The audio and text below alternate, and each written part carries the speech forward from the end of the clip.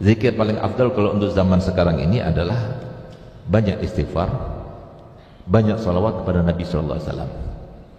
Karena apa? Semua yang kita dapatkan itu karena dosa. Kita ada musibah terkait dengan keluarga, kita ada musibah terkait dengan kesehatan, kita ada musibah terkait dengan keuangan, kita ada musibah terkait dengan apapun, itu karena dosa. Kalau bukan karena dosa, maka itu adalah ujian untuk diangkat derajatnya. Sehingga apa? Sehingga yang kita perlukan supaya tidak berlanjut dan berkesinambungan cobaan dan juga ujian itu, bagaimana caranya? Banyak istighfar. Oleh karenanya Nabi SAW sendiri, yang dia itu sudah diampuni dosanya telah lalu maupun yang akan datang, itu beliau setiap hari tidak pernah berkurang istighfarnya itu sebanyak 100 kali istighfar.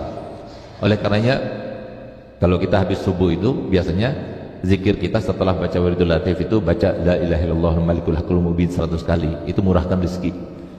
Kalau sudah murahkan rezeki itu dicatat benar-benar, biasanya seperti itu.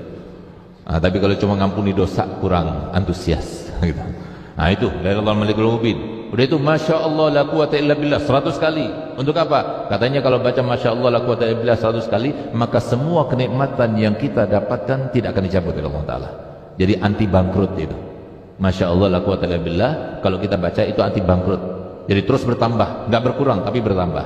Kemudian baca istighfar 100 kali. Untuk apa? Supaya kita tidak terkena ujian cobaan musibah dari sebab dosa-dosa kita. Kemudian kita membaca ya kafi ya mughni ya fattah ya razak 100 kali. Itu saya dapat ijazah langsung daripada guru saya Habib Zain bin Ibrahim bin Smith. Itu katanya bikin sukih. Alhamdulillah saya baca itu 100 kali, makanya saya punya mobil kan gitu. Ayo kalau mau sugih baca ini. Tapi jangan kita membaca zikir berbagai macam zikir, maksudnya tujuannya supaya sugih. Salat duha kenapa? Biar sugih.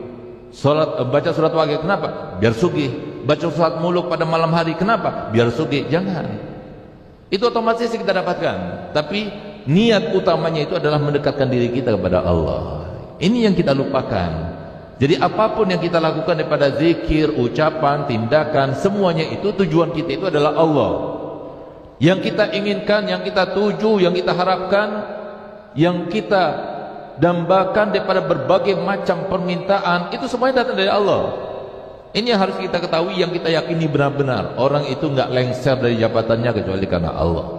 Orang itu nggak mendapatkan jabatan kecuali karena Allah. Orang itu nggak mungkin menjadi orang kaya dadakan kecuali karena Allah. Orang nggak mungkin menjadi bangkrut juga karena Allah. Semuanya datang dari Allah, bukan dari manusia, dari Allah.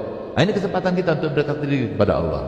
Oleh karenanya syaratnya itu ada 3. Jadi kalau kita mau zikir kita sesuai dengan yang kita inginkan, fungsinya sesuai menenangkan hati, maka yang pertama adalah baik cara mengucapkannya sesuai dengan tajwidnya, sesuai dengan artinya, nggak merubah makhrajnya, nggak merubah artinya, itu maksudnya.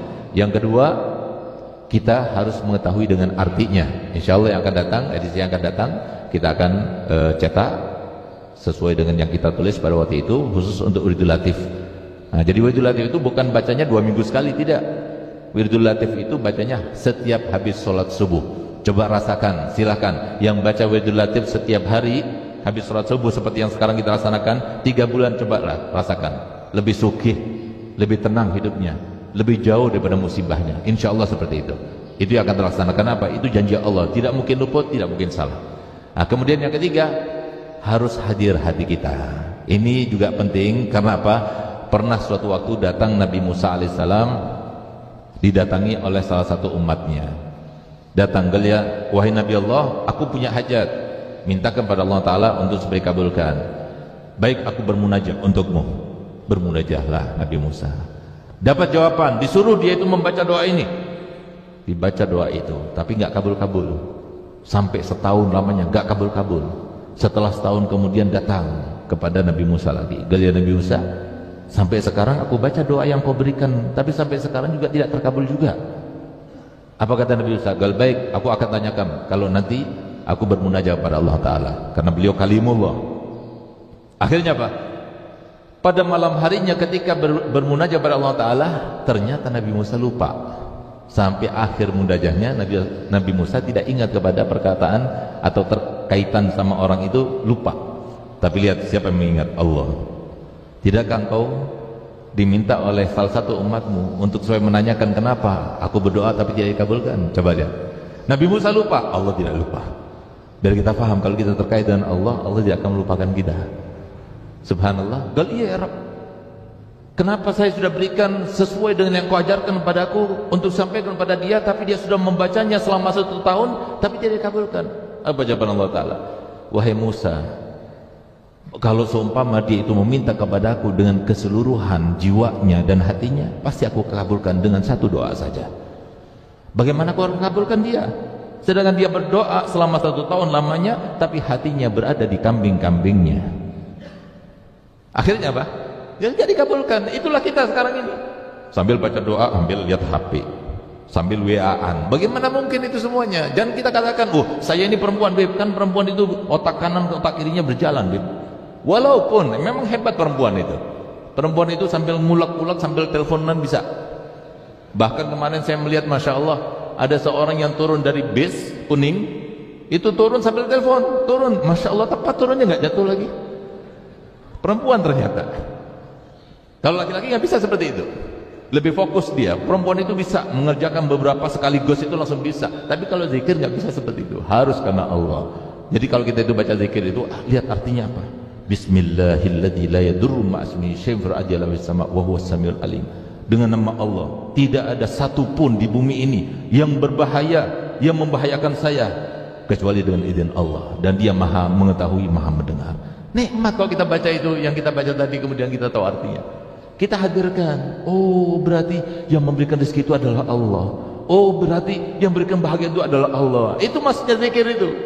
Semua zikir yang kita baca itu supaya kita ingat selalu kepada Allah. Uzkurni azkurkum. Ingatlah kepada aku akan mengingatkan. Itu tujuannya daripada zikir itu. Kalau sudah diingat oleh Allah Ta'ala, apakah ada di antara manusia yang hebat sekalipun yang bisa menyalahinya, yang bisa mencelakakannya, yang bisa kemudian menghimpitnya, yang bisa memberikan masalah kepadanya? Tidak akan ada. Karena kita sudah bersama Allah. Allah yang menentukan semuanya. Sistem yang berlaku di dunia juga Allah. Tapi jangan kita katakan, loh Beb, banyak orang-orang dekat pada Allah Ta'ala tapi mereka juga tertimpa musibah. Berarti Allahnya kemana? Bahkan banyak sahabat-sahabat Nabi yang ternama, yang dekat pada Rasulullah, mereka itu terbunuh. Seperti Sayyidina Hasan diracun, padahal dia cucu kesayangannya Nabi Muhammad. Sayyidina Husain dipenggal kepalanya. Sayyidina Utsman ditusuk dari belakang ketika membaca Al-Quran, dalam keadaan tidak melawan, dan memerintahkan pada seluruh prajuritnya, jangan dilawan, jangan diserang, biarkan dia. Bahkan ketika Nabi Sayyidina Utsman bin Affan radhiyallahu anhu ketika akan dibunuh, pada waktu itu sempat ketika dia membaca Al-Quran tertidur. Ketika tertidur bermimpi Nabi Muhammad SAW. Ini yang kita harapkan. Dunia itu gak berguna. Dunia ini semuanya sudah ditanggung oleh Allah Ta'ala, sudah ditentukan Allah Ta'ala. Cuma yang kita minta keberkahannya. Berkah dunia kita digunakan untuk akhirat kita. Tapi kalau dunia hanya mengumpulkan saja, buat apa? Itu beban buat kita. Gunakan untuk akhirat kita. Subhanallah. Yang berguna ini seperti ini, mimpi Rasulullah. Kita dekat pada Allah. Kita ada orang datang kepada kita meminta tolong kepada kita, kita bantu. Dan kemudian dia itu mendapatkan hajatnya. Itu adalah kehidupannya sesungguhnya. Itu kepuasan batinnya sesungguhnya. Yang kalau seumpama itu yang kita cari di dunia ini, ya seperti itu. Tapi kalau cuma dunia, apa yang kita dapatkan? Kita cuma diperolok-olok sama setan itu, bikin rumah lagi, beli tanah lagi, untuk apa semuanya itu? Beban buat kita nanti di akhirat. Semuanya akan ditanya. Tsumma latus'alunna yauma idzin 'anil na'im. Satu kenikmatan demi satu kenikmatan akan ditanya. Sementara kita nggak ada amal untuk menyeimbangkannya.